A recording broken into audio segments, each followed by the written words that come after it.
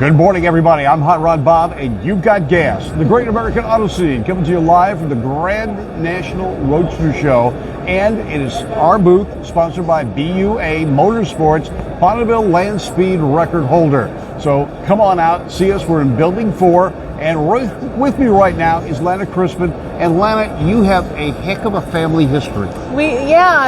Born and raised in drag racing world with my father Jack.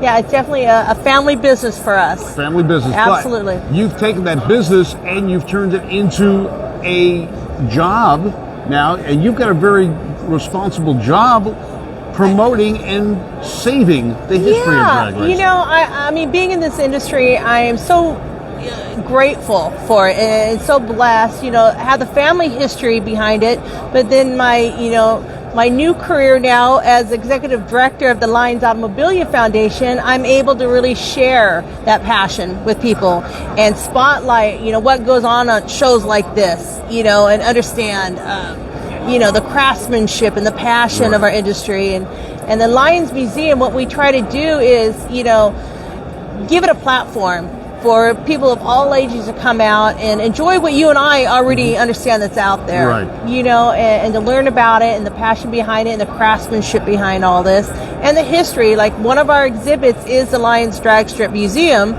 and we have the drag strip there. It's a 10,000 square foot exhibit, so it's more like a set. Big, yes. With 32 cases, glass cases of Legends memorabilia, that either legends or their families put together. Right. So it's super special.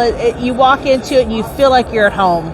So it's just a great, great place to hang out. I was talking to one of the gentlemen who owns a car that was illustrated by Yvonne on the wall there. Yes. And he said when he walked in the building, he thought it was his car on the wall because the artwork is almost like photographs. It's amazing. We're blessed. We've had in that museum 4 different artists. The earlier is by Roy Herwick, who did probably 2/3 of the museum. And then as we added the Lions drag strip, we had Kenny Youngblood, Yvonne, and Kevin Moreland come in, and they did our drag strip area. Yvonne did another area for our TV Land area. Okay. So, and I think a lot of that, Rick's vision makes it special because it's such a good home feeling, because he wants to be able to bring everybody back to this time that he loved the most in the 50s and 60s. And you really have to go look at the museum. I was in there about 3 years ago, I think. It's been that long. Well, you got to come on by again. Oh my God. There's a 50s diner right in the middle. A full functioning 50s diner. It was done by a Hollywood set designer too. Wow. So, and it was actually in the movie 9/11. Was it?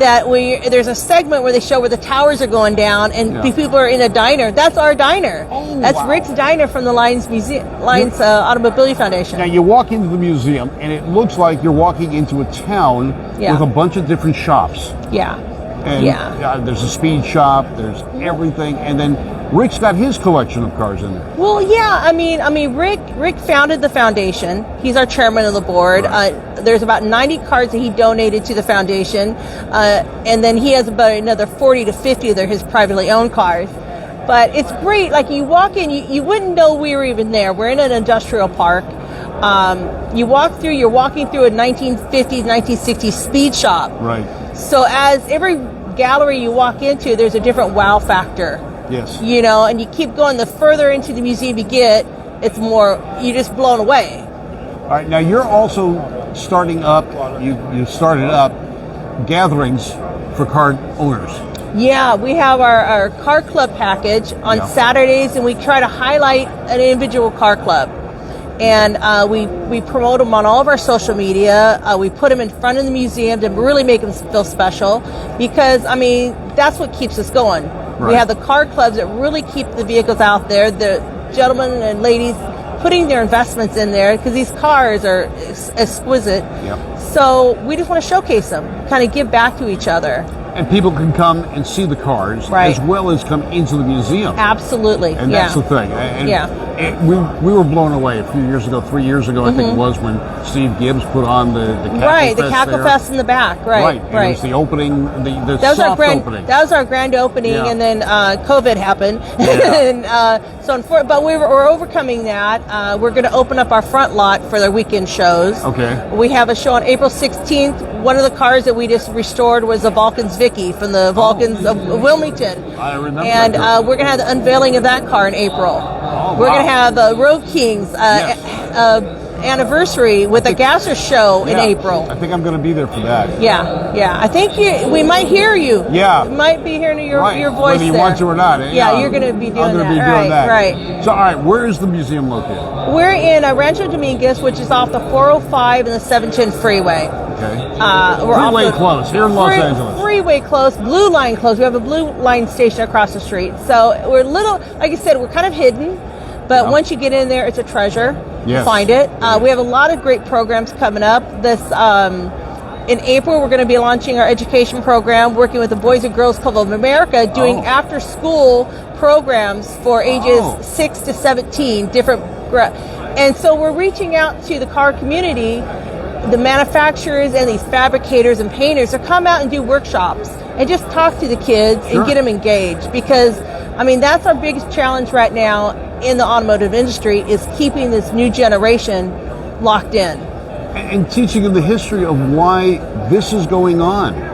Right. I had a gentleman in the booth here yesterday. He's never been to a car show. He's in his 60s. He didn't realize this industry existed. You're right. And he was going home and he's going to build a car. Right. At least that's what he said. And he's got the pieces to do it, but he was going to build just a 4x4 type vehicle. Right. Well, now it's going to be a full-on street rod. Nice. And it's going to be, he's going to take a Blazer, and hot rodding is hot rodding. I don't care what the platform is. The concepts are the same. So whether a kid is driving a Honda, a Toyota, or a Chevrolet, the concept is the same. The interest should be the same. And this gives them the history or the backbone, and so does your museum. Yeah, and that's where we're doing it. We're not just staying with the classic cars. A lot of our shows this year, we're going to do a drifters and tuners show. I'm trying to affiliate with Formula D. That's a great category. I was talking to the Hot BW guys, get them over there, So we're trying to hit different areas, not just your standard classic car, because we want to be engaged as a car community, which involves everybody. Our new expansion is going to include a Marine Stadium exhibit and an ascot exhibit in the new room. Good. So now we're going outside of just car culture now in the motorsports, because that was the epicenter of high performance was at Southern California. So that's our goal with it. And with the kids programs, we want to teach them trades.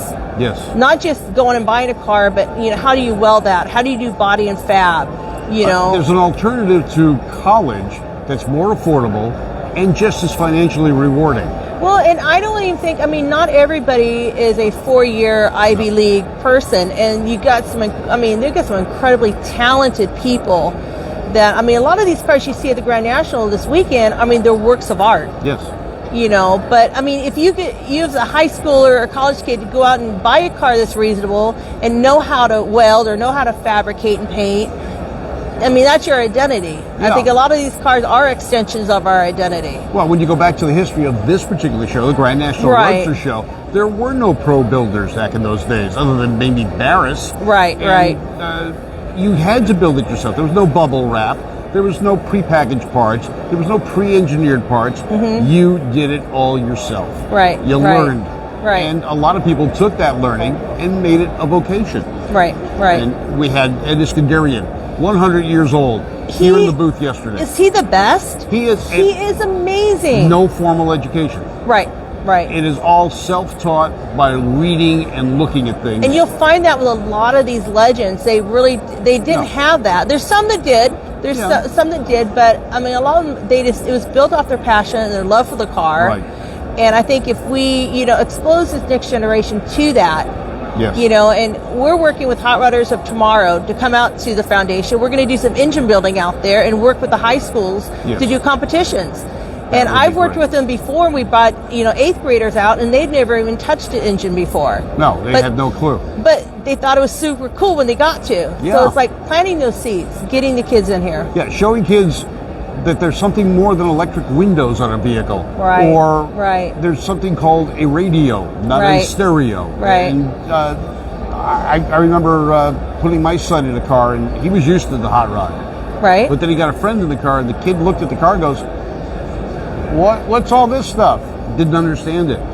Now he owns a shop and he builds cars. I love that. I And love that. That's what it takes. It takes an introduction, and we're the patriarchs of We're this it. right now. We need to introduce the kids, the future of hot rodding, racing. It's all in the hands of the kids, but we got to let them know it's out there, and we've got to cultivate it. Yeah, it's our responsibility, I think, to be mentors to these Definitely. kids. And it's like SEMA has a program, bring a kid to a car show. Well, Yep. let's do that. Exactly. You know, bring your grandchild, bring your, nephew out or niece out, because it's not limited to just boys. No. We've got No. some incredible female builders out there. My wife got an award here 3 years ago for her hot rod. Awesome. It's Awesome. There's a growing population of women getting into this hobby because it doesn't have to be a male hobby. It doesn't, License no. plate frame on the back of my wife's car says, no, smartass, it's not his. Perfect. That's Great. perfect, yeah. And that's yeah. the way it should be. Yeah. It doesn't matter. If you love cars, you love cars. We're going to have a lady in here a little while later who has, in the last 2 years, just gotten into cars and gotten into them in a big way. We'll talk to her. We'll let you know about it in another episode later today. I'm Hot Rod Bob with Lana Christman from the Lions Automobilia Foundation Museum. Yeah, there you go. It's a mouthful. It's a mouthful. It yeah. sure is. I'm Bob Beck. You've got gas. The Great American Auto Scene comes to you live from the Grand National Roadster Show, brought to you by BUA Motorsports.